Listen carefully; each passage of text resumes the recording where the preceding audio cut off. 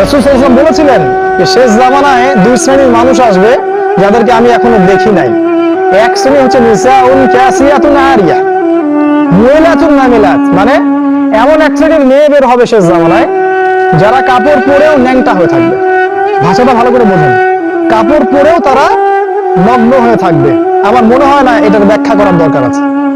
কাপড় পরবে কিন্তু কাপড়ের সবকিছুর ভিতরে সবকিছু আপনি দেখতে পারবেন, বুঝতে পারবেন কোন অঙ্গ কতটুকু উঁচু নিচু, কোনটা কি। এখন এমন ড্রেস বাইরে থেকে ভিতরে সব দেখা যায়, কাঠার মধ্যে সেটাও দেখা যায়। এমনকি এমন বোরখা বের হয়েছে এখন যেটা পরার পরেও দেখবেন যে তার ফিজিক্যাল সমস্ত স্ট্রাকচার বোঝা যায়। এই যে নারীরা বের হবে এটা রাসূল আগেই বলেছিলেন।